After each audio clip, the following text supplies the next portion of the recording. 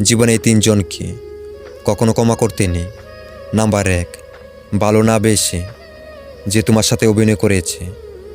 কারণ একটিবার ভেবে দেখো, যে মানুষটাকে নিজের সর্বোচ্চটা দিয়ে তুমি ভালোবেসেছিলে, কিন্তু সেই ভালোবাসার সুযোগ নিয়ে তোমার সাথে অভিনয় করেছে, তোমার নিষ্পাপ হৃদয়ে আঘাত করেছে, তোমাকে জিন্দা লাশ বানিয়ে দিয়েছে, তাই তাকে কখনো ক্ষমা করা উচিত নয়। নাম্বার 2, বন্ধুত্বের সুযোগ নিয়ে যে বেমানি করেছে।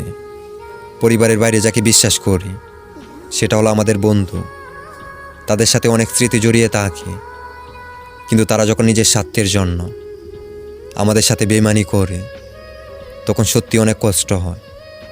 কিন্তু সে কষ্ট কাউকে দেখানো যায় না, নিজের ভিতর কুড়ে কুড়ে খায়। তখন আমরা একা থাকার সিদ্ধান্ত নিই। তাই এই বেমানকে কখনো ক্ষমা করা উচিত নয়। নাম্বার 3, যে বিশ্বাসের অমর্যাদা করে। বিশ্বাস খুবই মূল্যবান একটা জিনিস।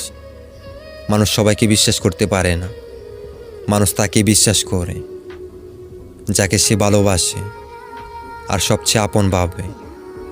কিন্তু সে যখন এই বিশ্বাস নিয়ে খেলা করে, তখন সে যেন বোবা হয়ে যায় আর অবাক হয়ে ভাবতে থাকে, সে আমার সাথে এমনটা কিভাবে করলো।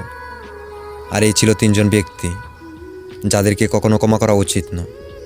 তো আমি ব্যক্তিগতভাবে যেটা বলবো, তাদেরকে ক্ষমা করে দূরত্ব বাড়িয়ে নিন। কারণ আমরা এই দুনিয়াতে বেশি দিন থাকতে আসিনি, তাই এত বিদ্বেষ করে কি হবে। সবাইকে ধন্যবাদ। আজ এ পর্যন্তই।